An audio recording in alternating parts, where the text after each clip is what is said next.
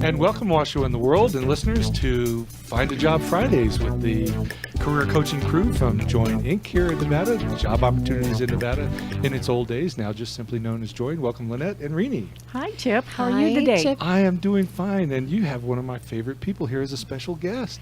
Yes, we'd like to introduce Stephanie Tatter, branch manager at Kelly Services here in Reno. And Stephanie's joining us as we talk today about how older workers are treated in the job search process, and also why companies might want to hire older workers, what they get. I think that should be mature workers. Indeed, mature workers. That's right. We just outlawed the word old around here. Renie typically classifies them as people over the age of 47. So, Well, listeners, if you happen to be mature and are out there in the job market, either because you're unemployed or you're looking for a better job, feel free to call in today and talk with Stephanie and Laynette and Renie at 775-827-8900, and nationwide, toll free, 855-790-8255. If you're shy, you're worried about how your voice is sounding today, or maybe you had your wisdom teeth pulled, go ahead and text in at 775-557-5120, or you can email your question to talk@americanmatters.us, and our wonderful engineer Craig will take it up for us. and let me just add, maybe even employers might have something to add to this conversation today. So not just job seekers, but employers are invited to call in as well. Okay, so let's get down to the black, white, and gray of it, huh? Okay. Well, as we have mentioned before at Join, our average age of our clients are at around 54 years old, and so this is a real issue for us as our company continues to move forward with finding our more mature clients employment. And there was a question that has been proposed, and it's not just exclusive to this conversation. We get it a lot. And the question that came in was, I am 59 years old and lost my job 2 years ago. For 25 years, I was a sales manager for a media company. I know the industry has changed, but surely there must still be some jobs available. We've almost used up our savings. At my age, I am afraid I might never find work again. Also, my wife's work is unstable. We know that we are not alone in this predicament, but in this case, having company doesn't lessen our misery. Can you help? And so Lynette and I find ourselves in this kind of a situation with our clients every day, don't we? We do, and I'd add that the mature workers have a unique set of issues, but we have people of all ages who come to us with different kinds of barriers, whether it's the length of their unemployment, or maybe having some legal or health issues of some kind that have kept them out of the workforce for a while. Different reasons that people come for help that go with being over the age of 47, as Renie likes to say. And so here are just a list of some of the things that people find might be barriers for them when they're trying to get employed. One is that they're perceived as maybe expecting salaries that are too high. They've been in the workforce a long time, and employers are looking to reduce their labor force costs, and so they might be perceived as expecting higher salaries than younger workers. And sometimes that's true, and sometimes it isn't. Employers might be concerned about how they are going to interact with younger bosses and younger coworkers. Are they going to fit in well? They worry that their skills might be out of date. That's a big one. That's a really big one. And maybe their health benefits will be too costly. Older workers tend to utilize health care more frequently and more expensively than younger workers sometimes. That maybe they'll be expecting to retire too soon, and they won't get their investment out of the training that they put into the hiring a new mature worker. And maybe just being frustrated at not having found work for a long time, and presenting that in the interview with the employer. So those are some of the many things that employers may be worried about when they're looking to hire older workers. Stephanie, do you find that some of those concerns ring true when you're interviewing older workers for the temp labor force? Certainly, we have a number of people who come to us who are in the mature section of that population, and they do come to us, and sometimes the very first thing that comes out of their mouth is, well, I'm so old, can you really find me anything? So, right off the bat, they are expressing that frustration. They're putting right out there in the world that they feel old, and I think you need to come in with a much more positive attitude when you're looking for work. Mm-hmm. Okay, so it's the attitude more than the fact of being mature. Correct. I think they hamper themselves because of what they perceive and not possibly what is actually out there available to them. Okay. Well, don't you find too that it can be more than a perception, because usually that attitude will start to prevail because they have not been hired. They've had several interviews. They're putting their age down on the applications. They think it's raising a big red flag. And so consequently, it's almost proof in the pudding that it's my age that's causing me not to find work. That is true. They have hit these roadblocks and they don't know where to turn at that point. So they do have a real frustration as well. So. I just want everybody to be honest with each other. Age discrimination exists. Oh, Yes. absolutely. It absolutely does. Question. And if you're going to talk to an older worker, I think just acknowledging that you have a barrier to overcome. So let's figure out how to do that, rather than saying, well, it's not much of an issue, or nobody can rightfully make this issue small, because there are code words that are out there. Sure. You don't get to say young in your advertisement anymore, but you must say energetic, able to work long hours, and there's all this stuff in there which is saying, I'd like some 20-year-old that I don't have to pay squat to, and if they can do the job, then I'm not going to consider anybody, and so it's real. And so if people are feeling like it's real, acknowledge that it is real. Well, that we said, absolutely do acknowledge that it exists. In fact, we have some real horror stories that have been brought to us by some of our clients, things that employers or interviewers have said. For example, this one just kills me. An interviewer actually said this to one of our candidates: I've seen obituaries of people younger than you. Why should I hire you? Out loud. Oh my goodness. Out loud to their during face. The interview. Yes. More recently, we actually had a client that came in that said they wrote it on my interview slip that they were too old, and they saw it.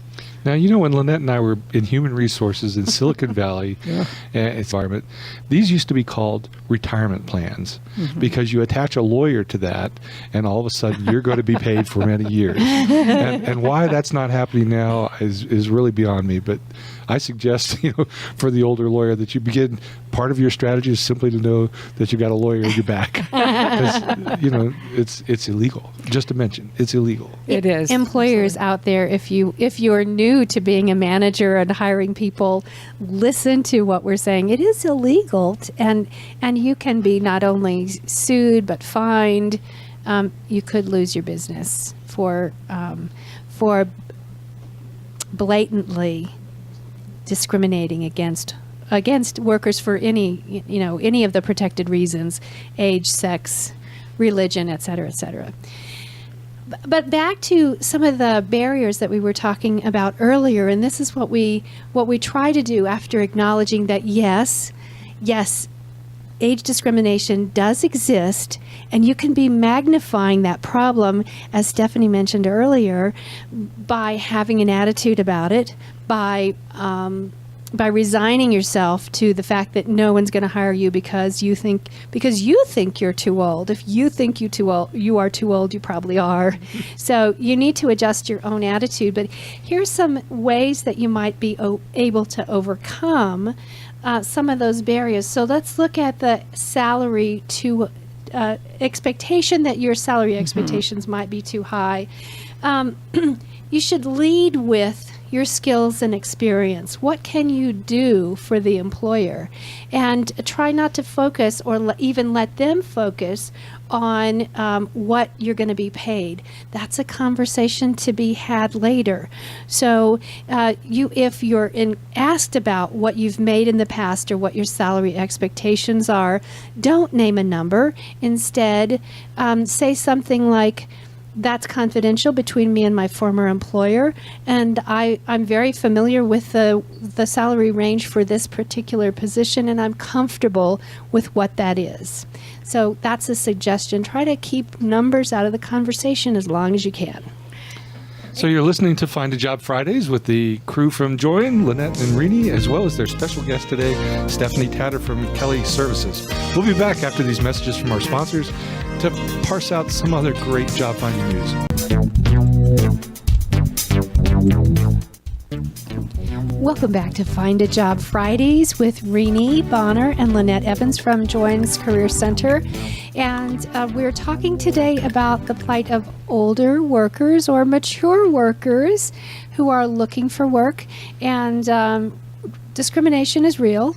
Let's acknowledge that that's true. Age discrimination does exist, but there are some things that you can do if you are a mature worker seeking work and want to overcome some of those issues. So, Chip, you said you have some questions? Yeah, we got a text in from Mark, and it says, is it legal to ask my birth date on an application? And if so, can I just leave the box empty?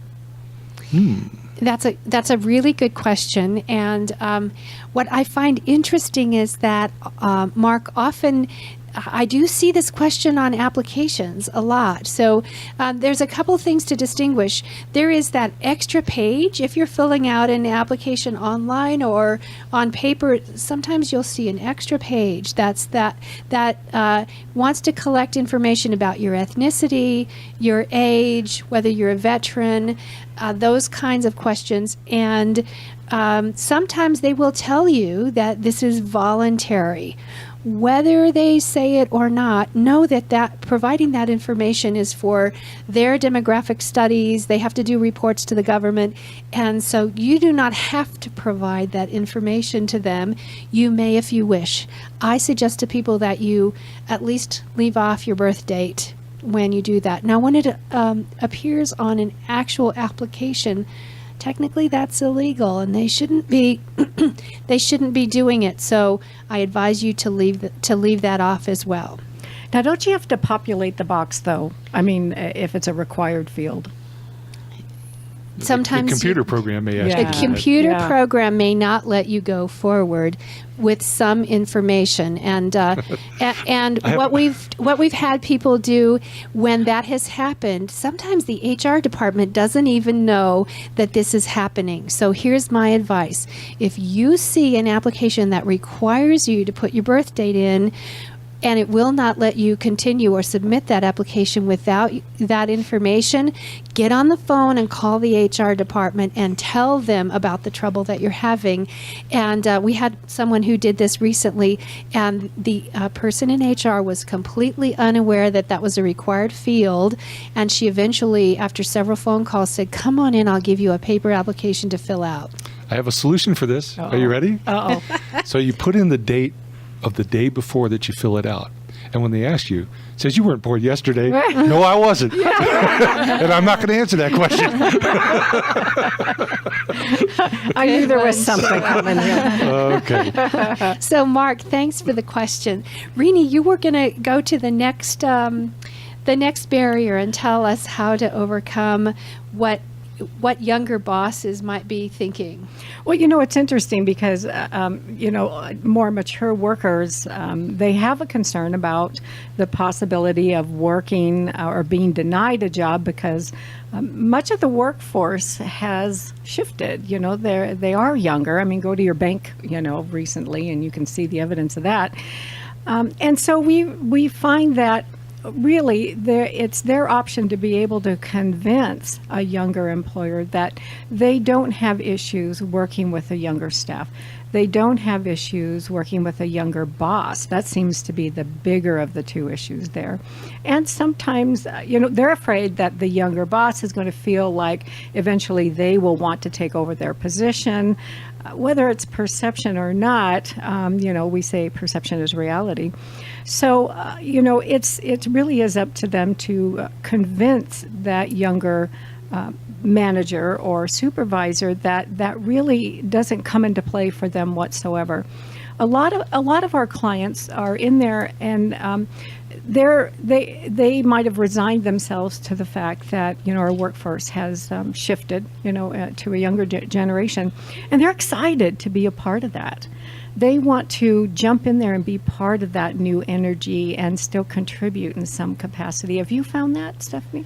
Definitely. We have a wide variety of customers that we work with, and they might be IT customers, they might be general office, finance, accounting, and I think they understand that at all levels, somebody has something to bring to the table.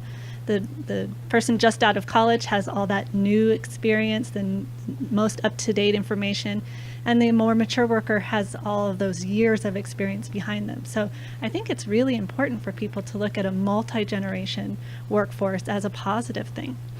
And do you find that to be the case more and more, that they are looking at a more multi-generational experience in the workforce? Or? It will really depend on the company and what their mission is.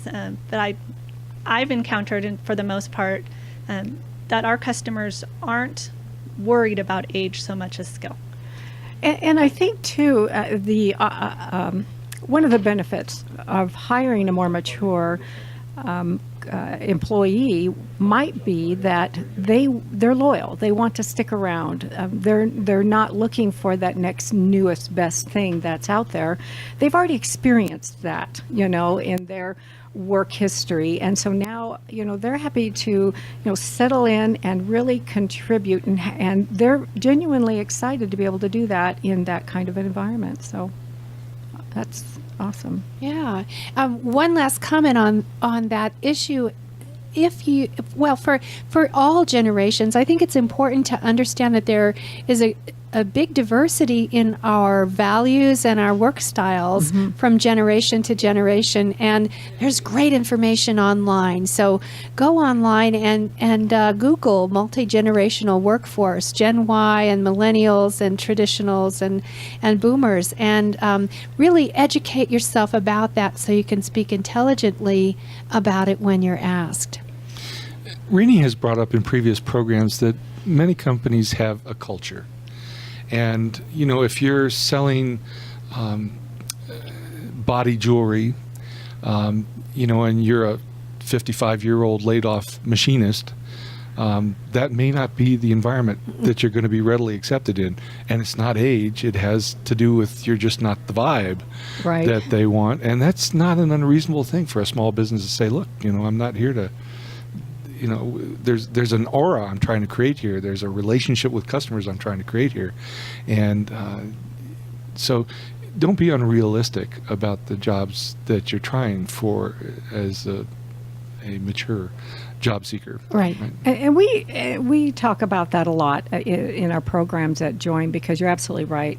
It is important, whether you're just starting out today or, you are a more mature worker, to get into an environment that you're going to be comfortable in. I mean, good heavens, you so deserve that at this point in your life.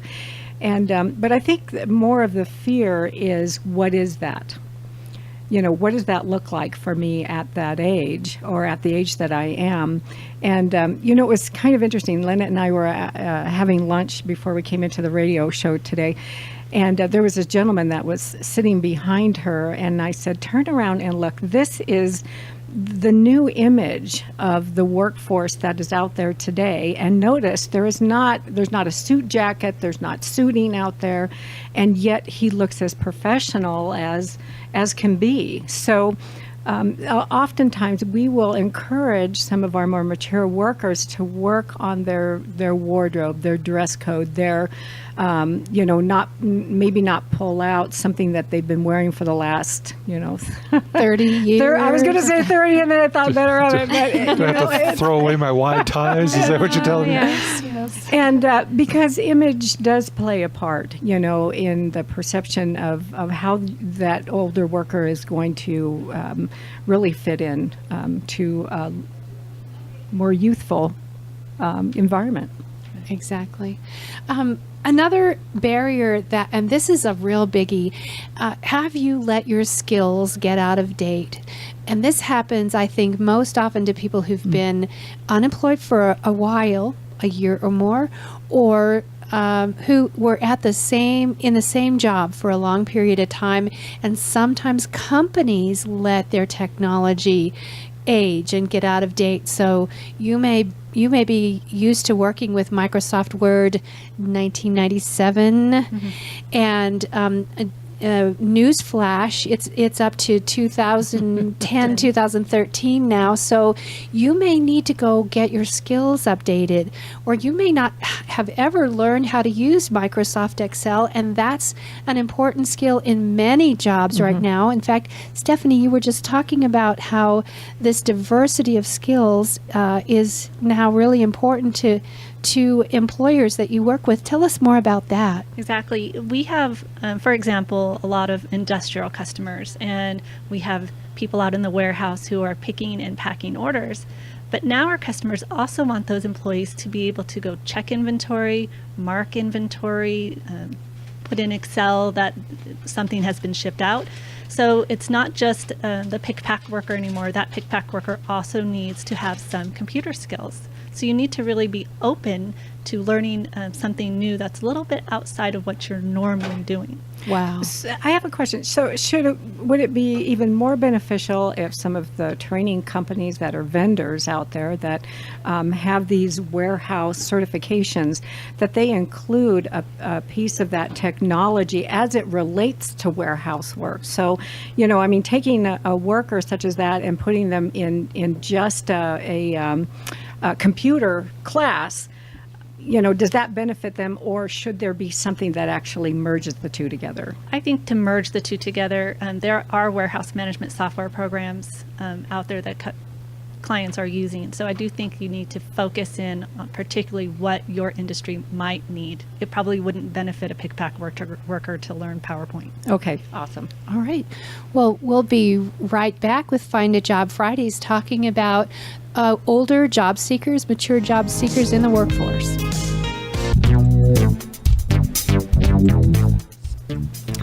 And welcome back to Find a Job Fridays with the career coaching crew from Join Job Opportunities in Nevada. And we'll talk about Join just a little bit later, but we've got a special guest, Stephanie Tatter, with us. We're talking about the challenges for more mature workers in getting back into the workforce and finding good jobs. Invite you to call in with your questions locally here in Northern Nevada, 775-827-8900. Nationwide, toll-free 855-790-8255. And like Mark, you can text in a question to 775-557-5120, or you can email your questions to talk@americamatters.us. So next up is Renie's going to talk about another barrier to consider and how to get around it. Well, I think Laynette and I are going to share this one because of her of expertise, but this really has a big concern with employers, and that is, what are they going to have to pay out in health benefits to a more mature worker? And where Laynette is going to talk more in terms of the dollars and cents of it, I'd like to bring up the fact that, how you look when you go in, again, is a real, what do I want to say? It really demonstrates how healthy or not that you are. And employers today are going to look at that because healthcare has become expensive. And, they're assessing whether or not, when they've got in the job posting, you need to lift 25 to 50 pounds. We will have workers that we know can't do that. And we challenge them, okay, they'll say, yes, oh, yes, I can. Well, yeah, one time. Can you carry that across the warehouse, 5 or 6 times a day? So there you walk in for a job like that, and you're not in the best of physical conditions. You are going to have some strikes against you. So obviously, for the same reason that it's good for your health, good for your longevity to take care of things like what you're eating and making sure that you're getting exercise, it's also good for your job search. So while you're unemployed, take the time, even if you don't have money to join a gym, take regular walks, take care of yourself and eat well, eat right. And if you're carrying a few extra pounds, see if there's something that you can do just to reduce a little bit so that at least your clothes fit. And take care of your wardrobe as well. For ladies, it's important to wear makeup. So not all of our clients like wearing makeup, and but it's important. It gives you just to have that sort of fresh glow. I'm not talking about lots of makeup, just enough that make you look healthy. So those are some things to think about in terms of your image. And then when it comes to the impact to the bottom line, as they just look at, and some signs of age are unmistakable, like the crow's feet or the smile lines that we have. Even if we're dyeing our hair, we do have some signs of our age that we carry with us. Hey, we deserve those. I know we earned them, as Paul Robert Redford says, I earned every single one of these lines, and I'm not erasing them. Anyway, as far as the cost to the company's health benefits program, consider some options. If you are a person who has health benefits through your spouse, or if you are looking for work and you're already receiving Medicare, which many people are these days, consider letting the employer know when that topic comes up that you won't be needing to avail yourself of their health care program. And you might even consider that if it's an option, Obamacare may be a cheaper way for you to get your health care and put the employer at ease as well. So those are some other options when it comes to your impact to the bottom line for healthcare. Renie, what about a retirement and the expectation that an employer might think that you're ready to retire? That is going to be a barrier as well, because they're going to be putting a lot of time and money in training you, and in some cases updating your skills. And so they might be a little worried about the idea that you're going to be retiring soon and they're not going to get the return on their investment. So it's going to be up to the candidate to reassure that they're not ready to throw the towel in yet. You know, if they're still wanting to contribute to the workforce, usually that's well beyond retirement age. Many of them have tried retirement, in fact, and said, "Oh, this sucks. I'm not going to do this anymore." My best friend has become the remote control on my TV. I don't like it. So they really do want to get back into the workforce, but it is going to be up to them to convince that they're going to be there for a while. Okay, and finally, just we were talking earlier about that frustration that people show when they've been unemployed for a while. So if that's your situation, remember that the employer doesn't want you to bring that into their workplace. Practice your interview skills before you go out on an interview. That's one of the things that Renie and I do really well, is prepare our clients to interview. We mock interview, we coach you through it, and give you some ways to answer those really tough questions like, well, how come you haven't worked for the last 3 years? So having good answers and being prepared to answer frankly and straightforwardly is also good. So I was just thinking, Stephanie, that Phone ringing. that when it comes to that issue of health care, a solution I didn't mention is that people can work through a temporary agency where that's not even a concern. What do you think about that? Well, as the employer of record, Kelly Services will be responsible under the ACA for providing benefits to qualifying employees. Mm-hmm. So you may be able to qualify for benefits through working through an agency. We do have some customers who use us for long-term employment because, again, we're the employer of record. And it's not just health care. We cover workers' compensation and unemployment benefits. So, that's one of the reasons a lot of our clients come to us, because we can take on that burden up front before they make an investment in an employee.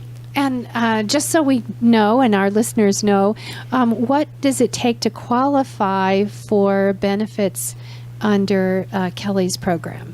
Well, currently we offer a group health plan. We don't pay any portion of that, but we've negotiated a reduced cost coverage through our provider, and we have a lot of employees who use that program now.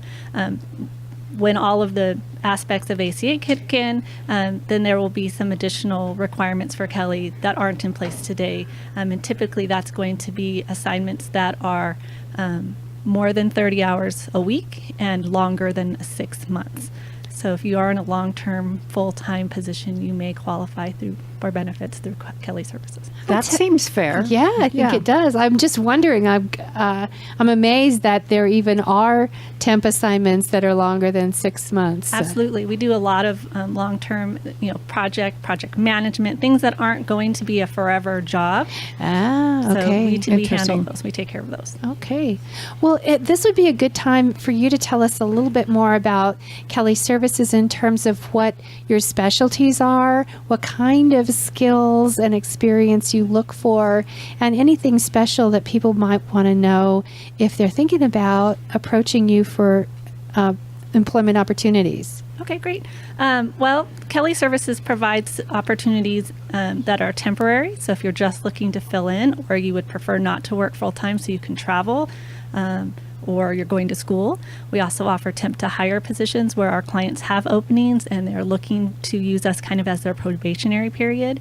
And then we do direct hire as well, where we kind of filter out all of the resumes and provide our customers with the top 5 candidates, and then they hire directly for that.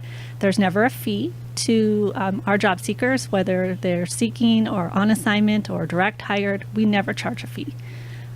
We hire in such a wide variety of industries. We do office clerical, light industrial, accounting, finance, information technology, so many. There's just so many. We touch just about everything. And so we're always looking for people who have definitely the skills and experience, but we talked a little bit about attitude. Are you willing to take on something new? Are you willing to be trained? Are you flexible? And so some of those things outside of the hard skills are what we're really wanting. Stephanie, I picked up on something. It seems like if the situation was just right for a more mature worker, part-time or three-quarter time would be so ideal, because you've got you've got the rest of the time to do other things that you would like to explore. Some of the activities that perhaps had prevented you from doing them on a regular basis because you were still, still in the grind of full-time work. And I just see that as such a great opportunity, when things are starting to wind down a little bit, gee, that's sounding bit. No, I'm just kidding. You're not going anywhere, girl. Well, you talked a little bit about hating retirement and how people get bored. We have a lot of people who come to us for that same reason, and they'll work part-time. They'll fill in a maternity leave. They'll do those types of things. I have a large contingent of retired folks who are currently doing a lot of event staffing for me. So when the large events come into town and they need ticket takers or registration or anything like that, then our folks go out and they may work 1 day or 5 days, depending on how long the event is, and then they're done. They don't want to work again for another month.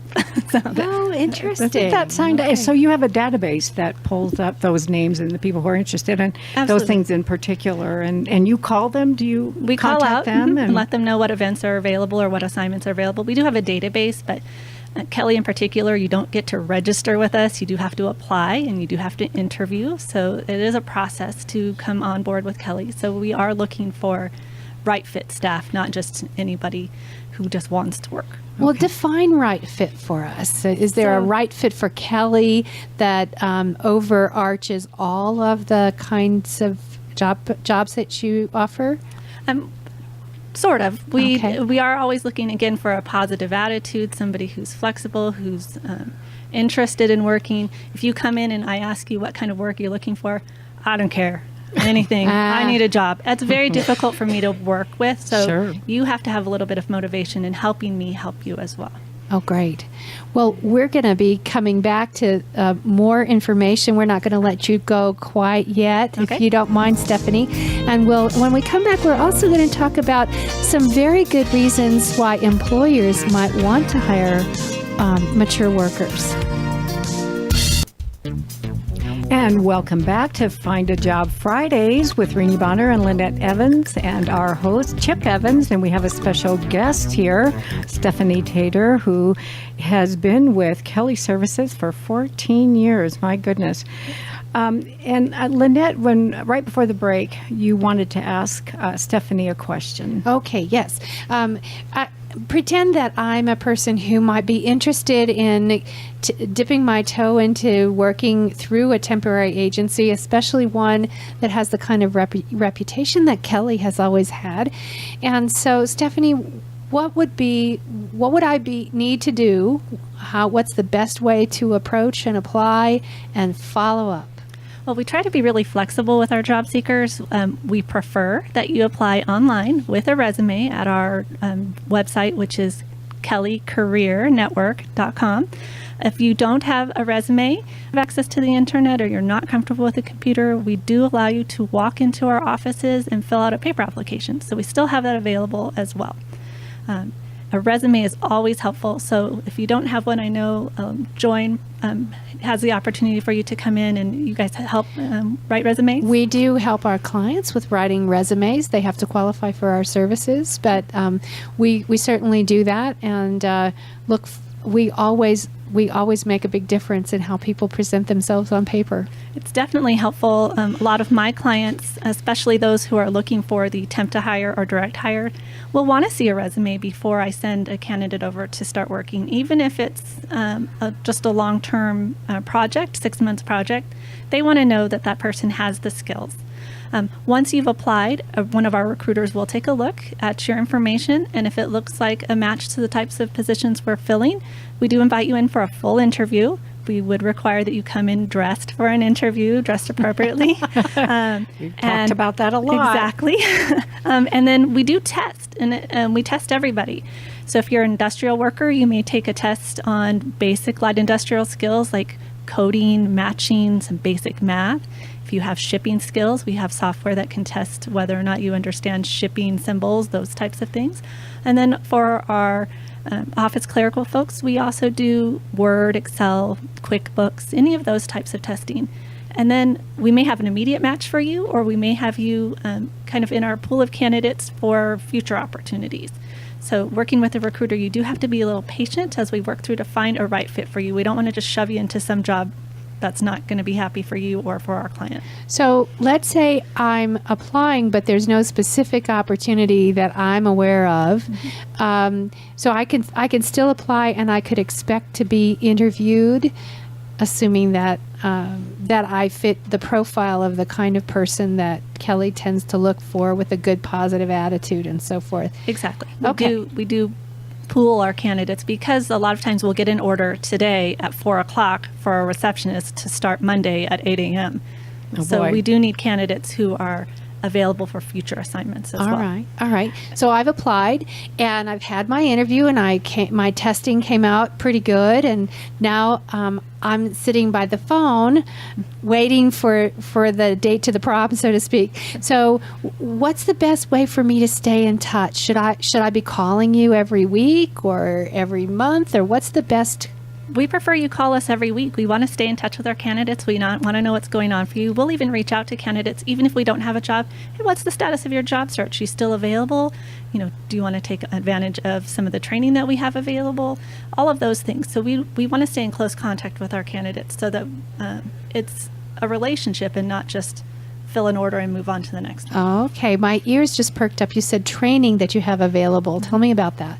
For our candidates who do qualify for work with Kelly at any level, we do offer free online training. They can do it at home in their jammies if they'd like, 24/7. Oh, there goes those bunny slippers. So, and it's mostly software training, but we do offer some soft skills training too, such as time management or leadership skills. Those types of things are available in our library as well. Wonderful. That sounds like a great thing for someone to do if they've been out of the workforce for a little while and want to update those skills and not have to pay for it. Exactly. There is no charge for our training. That's really cool. Do they have some tutorial service as well? If they're involved in training and they hit a rough spot where it's hard for them to understand the information, is there someone that they can go to or a tutorial that will help them through that? It is online, self-paced, and so we don't have somebody you can call.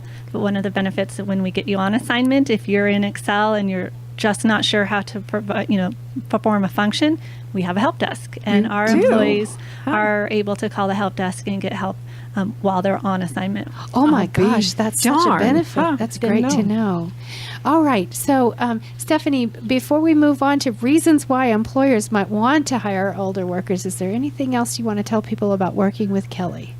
We're really just looking for positive attitudes, flexibility, willingness to work. You have to have great attendance. If you don't show up, the work isn't getting done. Our client is going to move on to the next candidate. So you just really have to be involved in your job search and be involved in that temporary assignment that you receive. I walked into a Kelly office 14 years ago in Carson City looking for temp work. And here I am 14 years later. Wow, congratulations. You see, that's commitment. That's right.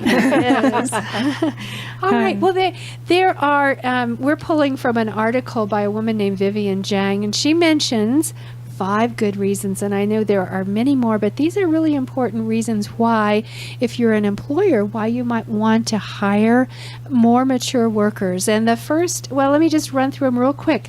Good leadership skills, well-developed communication and leadership skills, focus, loyalty, a great work ethic, and having a strong networks. Employers are always looking for people that have good networks. So, Renie, why don't you tell us about the first one? What about good leadership skills, and why are older workers more unique in that? Well, I think this has to do with some longevity in their work history. In many cases, our more mature workers have had a leadership role, or they've been a manager or a supervisor, so they're very well versed in how to communicate with people, how to really get the best productivity out of them, without a whip and chain. And a lot of people really respect a more mature worker because they come with such wisdom. Wisdom is an important thing. And one of the other things that occurred to me is that I love how tech savvy our millennials are. My kids are millennials, so I really appreciate how quick they are with technology. But one of the things I notice, not with all millennials, but some, is that they've gotten so used to communicating via text or email or on Facebook that they find it more difficult to carry on face-to-face human conversations. Do you find that? A lot of times they come in for their interview and they look at the floor, or they look at their purse because their phone is in there. They're not sure how to communicate. So one of the things that we tell a lot of our younger kids is get out there and volunteer, do something that's unplugged. Unplugged. That's okay. a great All right. suggestion. That's a great suggestion. Okay. The second one is focus. One of the gifts of being a little bit more mature for many older workers is you no longer have some of those issues that young parents have, for example, needing to pick kids up from school, or worrying about when you're going to get your next promotion. And so older workers tend to dig in more quickly and more easily and just enjoy doing their work. So being more focused is another reason why people might want to hire older workers. They tend to stick with it, more loyal. Older workers are typically more satisfied with their jobs, so they tend to stay longer. In fact, a study shows that the older someone was when they started their job, the longer they tended to stay and enjoy their work. So that if you appreciate not having a lot of turnover and being able to invest in the training for your employees and having them stay and reap the benefits of that, that's a good reason to hire more mature workers. That's a little bit of an insurance policy, don't you think? I mean, is. it can actually, if they've got a really solid work history, then, and a potential employer can look at that and say, well, okay, I see that, you've only had two jobs in your whole life. And so, I see that you are loyal and I can put that time and money investment into you and you're going to stick around.